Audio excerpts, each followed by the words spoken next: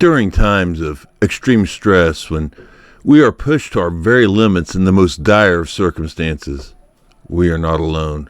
Hundreds of adventurers and explorers, and even everyday folk during their times of greatest need have reported a presence with them, guiding them, encouraging them. A companion, sometimes silent, but always there when it's needed most. I pulled the following accounts of survival in the face of impossible odds from the pages of John Geiger's classic work, The Third Man Factor. These thrilling accounts of survival against impossible odds all have one thing in common: a benevolent presence that is very real, pushing them to survive when all seems lost. I'm Alan Brill. Welcome to Brilliant, a podcast from the mind of Brill. Warning, it gets dark in here.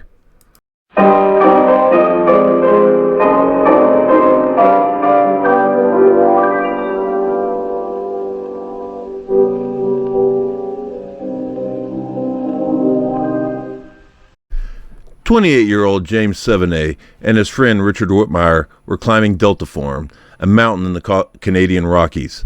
On April 1st, 1983, they were ascending an ice gully.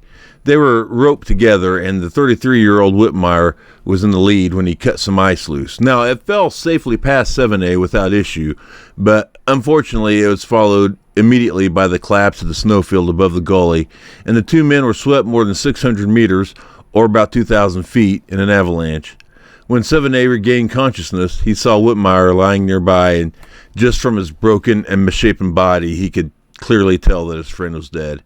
Sevenay himself was not far from it, his own body broken in the fall. His back was broken in two places. One arm was broken, and the other had severed nerves from a broken scapula, and it hung uselessly at his side. His ribs were cracked, and he had torn ligaments in both knees, and he's suffering from internal injuries, and he broke his face. He broke his nose, broken teeth, and open wounds on his face. So basically, broke his face on top of everything else. He lay next to his friend, certain that he would soon join him in death, and he said, quote, "I figured that if I fell asleep, it would be the easiest way to go," end quote. Well, he lay there for about 20 minutes, and his shivers were soon replaced by warmth from the shock brought about by the onset of hypothermia, and he began to doze off. And this is when he felt the presence of an invisible being. He said, quote, "It was something I couldn't see, but it was a physical presence," end quote. It communicated with him mentally, and Sevenay said his message was clear: you can't give up. You have to try. He goes on to say, quote, "It told me what to do. The only decision I made at that point in time was to lay down next to Rick and to fall asleep and accept death. That's the only decision I made. All subsequent to that were made by the presence. I was merely taking instructions. I understood what it wanted me to do. It wanted me to live," end quote. The presence urged him to get up, and it gave him practical advice. It told him to follow the blood dripping from his nose, as that would point the way forward, and make sure he doesn't walk in circles or whatever. He kept breaking through the deep snow, and with his injuries, it made it nearly impossible to walk, so he crawled. And the presence stood behind his right shoulder, imploring him to continue, even when the urge to give up was overwhelming. And because of the presence' incredible empathy, Sevenay thought the presence was a woman, and she accompanied him all through his journey across the Valley of 10 Peaks to the camp he and Whitmire had started at the beginning that morning. It took him all day to travel just under a mile, and after somehow finding his camp, he found he could not crawl into his sleeping bag because of the severities of his injuries. His arms didn't work. He couldn't get into his sleeping bag. He couldn't eat because of his broken teeth and a swollen mouth, and he couldn't get warm because he couldn't light the stove with his broken arm and useless arm. So after everything that he'd gone through to get back to the camp, at that point he just curled up and waited for death when he thought he heard voices, and he began to call for help. And it was at this moment he felt the presence leave him. He said, quote, "It was gone. There's nothing there, no presence. There's no one telling me to do anything, and I could tell that it had left," end quote. He was overcome by a feeling of loneliness. He says, quote, "What I thought then was, I'm hallucinating. The presence knows I'm dead and has given up on me." But as it turns out, those were people, and they did come up. One of them skied out, and they flew me out that night in a helicopter. In fact, the presence had left because it knew I was safe," end quote. Alan Derbyshire, who was in a party with two other cross-country skiers, heard his faint cries for help, and if he hadn't, 7A would surely have died. Banff National Park rescue specialist Tim Oger would say that 7A was lucky to survive the fall and then be discovered by cross-country skiers who happened to be in the area. But, as Geiger writes, 7A understood that there is more than luck involved, end quote. What an incredible story of survival. In his book, John Geiger said that Whitmore might have escaped had he not been tethered to 7A. So just think of the mental anguish and guilt, because 7A surely would have had that realization too. And just that guilt and that mental anguish would just compound the urge to simply give up. Yet this presence kept him going.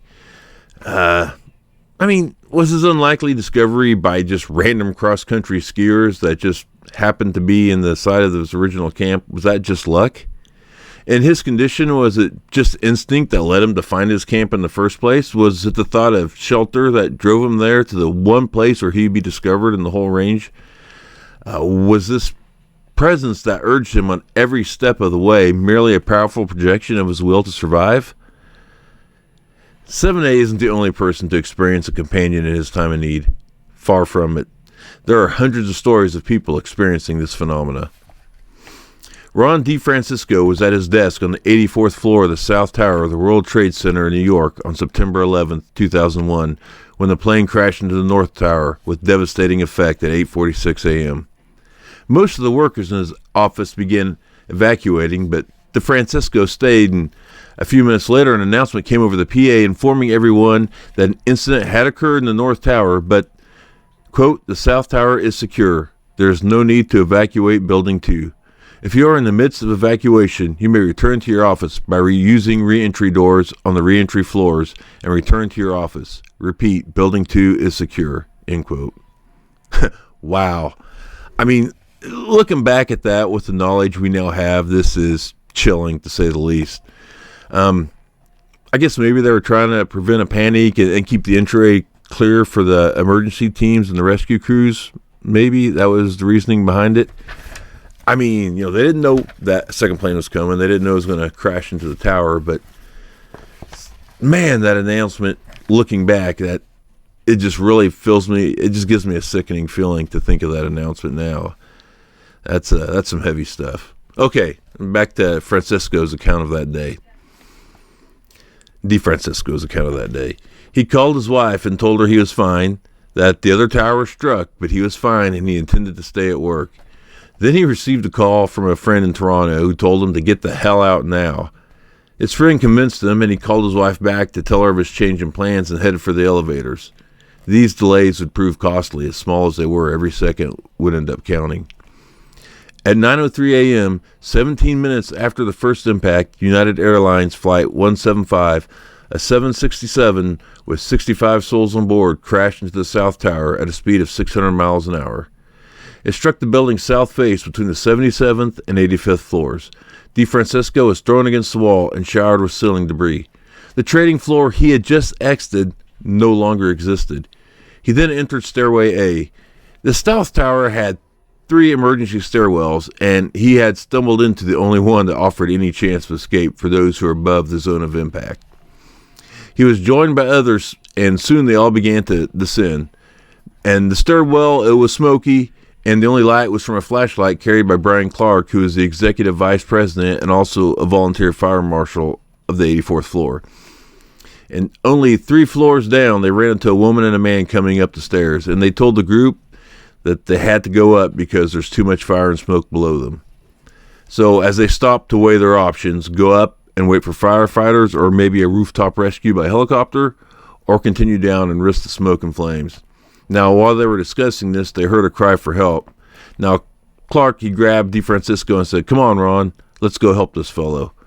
The two battered their way through debris on the 81st floor, but DeFrancisco was soon overcome by smoke. Struggling for breath, he tried to escape the smoke by going up. He climbed several flights, but at every landing he found that the fire doors could not be opened. See, a mechanism that was designed to prevent smoke from flooding the building had malfunctioned after the impact, preventing any of the doors from being able to be opened. He continued up the stairwell and was becoming increasingly crowded with people, and he decided the best way out was to go down after all. And it was much worse this time. Smoke was just pouring up the stairway. Unable to see more than a few feet in front of him, he groped his way along until midway through the impact zone, he encountered about a dozen people stretched out face down on the concrete floor. Many were crying, and he could see fear and panic in their eyes. Several were already slipping into unconsciousness. He crouched down in the corner when, in his words, quote, "Someone told me to get up, called to me," end quote. It was a male voice, he said, but not one from anyone on the stairwell, and it was insistent. "Get up," it said. It used his first name and offered encouragement. You can do this. Get up. You got this. He described it as being more than a mere voice. He said it was a physical presence. And Geiger writes, quote, "A lot of people made split-second decisions that day that determined whether they lived or died. What is different about Ron DeFrancisco is that at that critical moment, he received help from an outside source. He felt he was being guided. Francisco says, I was led to the stairs. I don't think something grabbed my hand, but I was definitely led. He continued to go down, and soon he saw a point of light which he followed, battling his way through this drywall that had collapsed and was blocking the stairwell when he encountered the flames, and the light went through the flames. And he claims an angel helped him along. Quote, "There is still danger, so it led me to the stairwell, led me to break through, led me to run through the fire. There's obviously somebody encouraged me. That's not something you do. You don't go towards the fire," end quote. Covering his head with his arms, he ran down through the flames which singed him. He believes it continued for 3 stories when finally he hit a clear stairwell below the fire on the 76th floor. When he reached this relative safety, he felt the presence depart.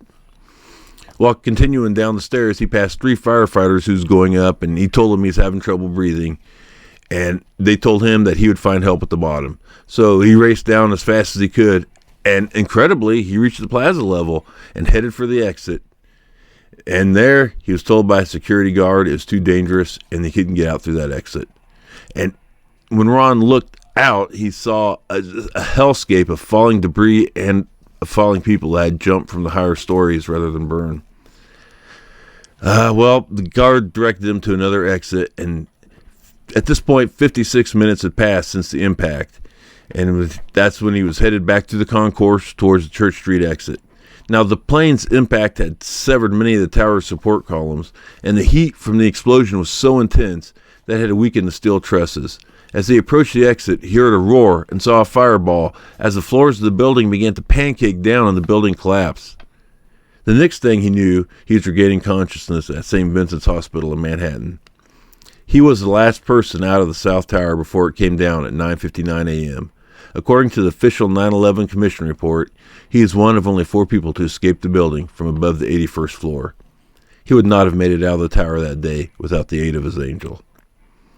Many who have experienced this phenomenon do not believe it to be the intervention of a guard.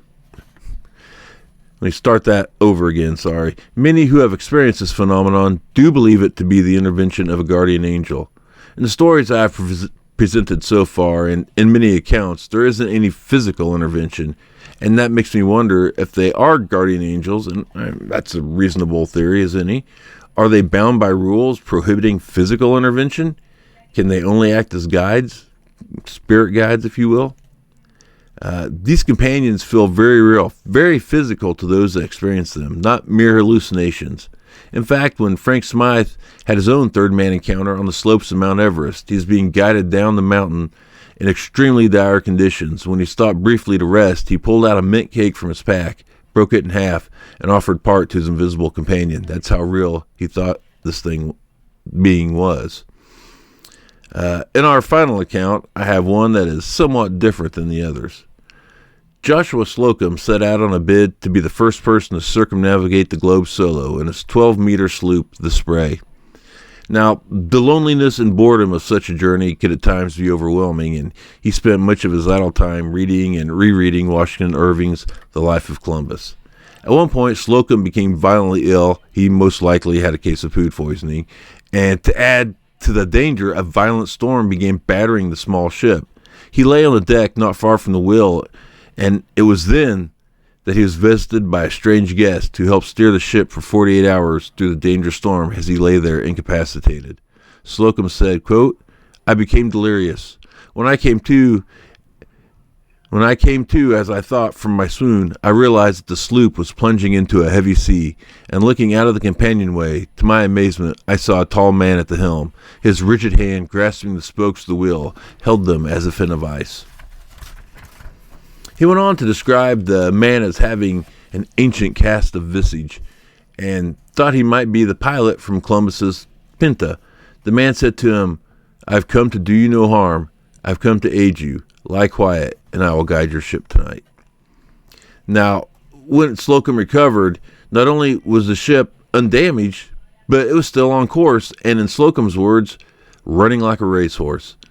The Phantom helmsman, he said that he had the feeling I had been in the presence of a friend and a seaman of vast experience, end quote. In this case, it does seem there was physical intervention. It almost seems more of a ghost story, and indeed, many people think that their companions are the spirits of lost loved ones. And in this case, he thought it was the pilot of the Pinta, but, he was filling his free time reading a biography of Columbus, so it could just be his fevered brain simply used images he formed while reading that biography.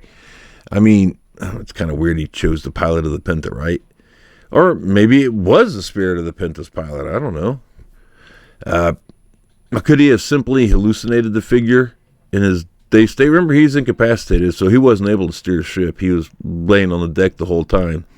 And the ship wasn't lost in the storm, but, I guess there are lots of ghost ships out there without a crew that are, out there weather beaten and unmanned, and they, haven't sank yet. I think those are usually big ships and not, 12-meter sloops. But, I guess maybe that's possible. But not only did it weather the storm, but it stayed on course. That's just a bridge too far for me to believe. Surely without some kind of intervention, it would have been blown off course. That's what I think. Regardless of what you think it is, this phenomenon is real and it is documented. But what is it? People have suggested hallucinations brought on by problems associated with high altitudes. And in the case of the mountain climbers, the guys up on the summits, way up, high on the mountains that report it, that would make sense, except for those hallucinations are generally, chaotic and they don't make a lot of sense. And certainly they're detrimental to what you're trying to accomplish. Not a calm, guiding presence, which is what all these people report. And also, this isn't just reported by people at high altitude. Could it just be a powerful defense mechanism of the human mind? Projection of a powerful will for self-preservation? Those who experience it don't think that that's it. They believe that this is real, but, they would, right? Even if it's not, they would convince themselves the mind is a powerful thing. Many feel it's the spirit of loved ones who have passed on. And many think that they are guardian angels, and honestly, there might not be much difference between those two. Whatever it may be, it is comforting to know that in our hours of most desperate need, we are not alone. So yeah, I got today's stories from The Third Man Factor by John Geiger. It's a classic in the field. Compelling book, extremely interesting, chock full of just incredible survival stories, if nothing else. But The Third Man Factor, amazing book. Check it out. I believe I got mine off Amazon. So yeah, thanks for dropping by the Black Barn. If you enjoyed this episode, hit that like button. Consider subscribing to my channel, for more strange content. And if you would leave a comment and share it with your friends and family, I would certainly appreciate it. But either way, regardless, I'll be back next week exploring another dark corner of our reality. And until then, keep it weird.